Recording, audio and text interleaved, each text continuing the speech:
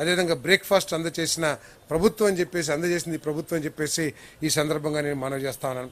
అదేవిధంగా ఎప్పుడు అనేక సార్లు వచ్చిన ఇటువంటి వరదలు, కానీ గతంలో ఎన్నడూ లేని విధానాల్ని ఈరోజు మనం ఆచరించామని చెప్పేసి మనం చేస్తాం. ఎక్కడికైతే యంత్రాంగం చేరుకోలేకపోయిందో, ఎక్కడికైతే బోట్లు కూడా వెళ్ళలేని పరిస్థితి ఉందో, ఎక్కడైతే వాహనాలు వెళ్ళలేని పరిస్థితి ఉందో అక్కడికి డ్రోన్స్ని కేంద్ర ప్రభుత్వంతో మాట్లాడి డ్రోన్స్ని తెప్పించి డ్రోన్స్ ద్వారా అక్కడ పరిస్థితుల్ని బేరీజు వేసుకుంటూ, డ్రోన్స్ ద్వారా ఫుడ్ని చేరవేస్తూ, అదేవిధంగా హెలికాప్టర్ల ద్వారా కూడా దాదాపు 55 నుంచి 70 టన్నుల దాకా ఆహార పదార్థాలని మరి చేరలేని ప్రాంతాలకి చేరవేస్తూ మరి వినూత్నంగా మరి కొత్త తరహాగా అంటే ప్రజల సమస్యలకి పరిష్కారం చూపించాలి, ప్రజలకు ఒక భరోసా కల్పించాలనే లక్ష్యంతో పనిచేసిందని చెప్పేసి ఈ సందర్భంగా మనం చేస్తామని.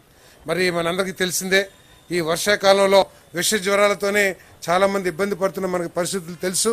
మరి అటువంటి పరిస్థితుల్లో శానిటేషన్ కోసం ఒక లక్ష్యంగా, ఒక టార్గెట్గా, ఒక సిస్టమేటిక్గా మరి బృందాలను ఏర్పాటు చేసి దాదాపు 4-5 వేల మందిని అనేక ప్రాంతాల నుంచి అవసరమైతే కొత్తగా మరి డైలీ వేజెస్ మీద పెట్టి కానీ వాళ్ళు 5,000 మందిని వినియోగించి శానిటేషన్ పరిస్థితులు, శానిటరీ పరిస్థితులు మెరుగుపరచని కూడా కృషి చేశారని చెప్పేసి మనం చేస్తా ఉన్నాం. అంతేకాకుండా ఎక్కడా చేయని విధంగా దాదాపు 100-120 ఈ ఫైర్ వెహికల్స్ ఏదైతే ఉంటాయో వాటిని తీసుకొచ్చి ఇల్లు కూడా శుభ్రం చేసే కార్యక్రమం ఈ ప్రభుత్వం చేసింది. ఎప్పుడు ఎక్కడ జరిగిన కార్యక్రమం అని చెప్పేసి మనం చేస్తాను. ఈ వాహనాలతో రోడ్లని క్లీన్ చేస్తాం కానివ్వండి, మరి అదేవిధంగా మరి గృహాలను కూడా, ఎందుకంటే 4-5 రోజులు ఉండటం మూలంగా డ్రైనేజ్ వాటర్ కానీ లేకపోతే వరద నీళ్లు కానివ్వండి లోపలికి వెళ్ళటం మూలంగా మట్టి పెరిగిపోయి వాళ్ళు అసలు ఏం చేసుకోవాలని దిక్కుతోచని పరిస్థితుల్లో ఈ వాహనాల ద్వారా వాటన్నిటి ఇళ్లను కూడా క్లీన్ చేసే పరిస్థితి చేశారని చెప్పేసి కూడా ఈ సందర్భంగా తెలియజేస్తా ఉన్నాను. మరి ఈ విధంగా ప్రభుత్వం చిత్తశుద్ధితో పనిచేస్తూ ఉంటే మరి ప్రతిపక్షం బురద పాములు బురదలో ఉన్నట్లు బురద రాజకీయాలు చేయడానికి కృషి చేస్తాం. చాలా శోచనీయం అని చెప్పేసి మనం చేస్తాం.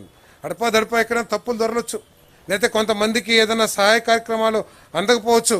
వాటన్నిటినీ ప్రజల సమస్యల పరిష్కారం లక్ష్యంతో పనిచేయాలి తప్పితే ప్రతిపక్షం ఇటువంటి కెలామిటీ సందర్భంలో కేవలం బురద జల్లటం కోసమే ప్రయత్నం చేశారని చెప్పేసి మనం చేస్తాం.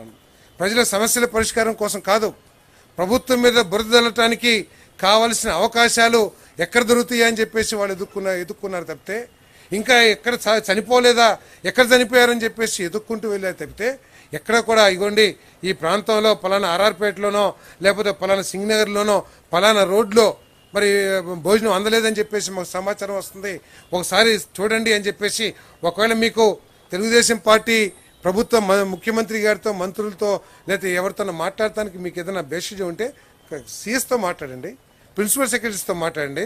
అంతేకాని కేవలం బురద జల్లేసేసి మేము ఏదో సాక్షి మీడియాలో వచ్చి దాన్ని చూసి ఆనందపడతాం, ఇది దిగజారుడు రాజకీయం అని చెప్పేసి కూడా ఈ సందర్భంగా తెలియజేస్తా ఉన్నాను. నేను ఈరోజు ఈ ఉపద్రవానికి ఎక్కువగా బాధ్యత వహించాల్సింది 5 సంవత్సరాలు పరిపాలన చేసిన వైఎస్ఆర్ కాంగ్రెస్ ప్రభుత్వం అని చెప్పేసి మనం చేస్తాను. ఎందుకంటే ఇరిగేషన్ కానివ్వండి, డ్రైనేజీ వ్యవస్థను కానీ పూర్తి నిర్లక్ష్యం చేసి ఎంతసేపు తనకు తోచిన తనకు నచ్చిన విషయాలనే ప్రజల్లో గొప్పగా చెప్పుకుంటూ పోయారు తప్పితే ఒక రాష్ట్రాన్ని కానీ రాష్ట్ర పరిపాలనకు కానివ్వండి, రాష్ట్ర అభివృద్ధికి కానివ్వండి, లేకపోతే రాష్ట్ర భవిష్యత్తుకు కానివ్వండి ఎటువంటి చర్యలు తీసుకోవాలనే ఆలోచన లోపంతో వాళ్ళు పరిపాలన చేశారు. కాబట్టి ఈరోజు అటువంటి సమస్య వచ్చిందని చెప్పేసి మనం చేస్తాను.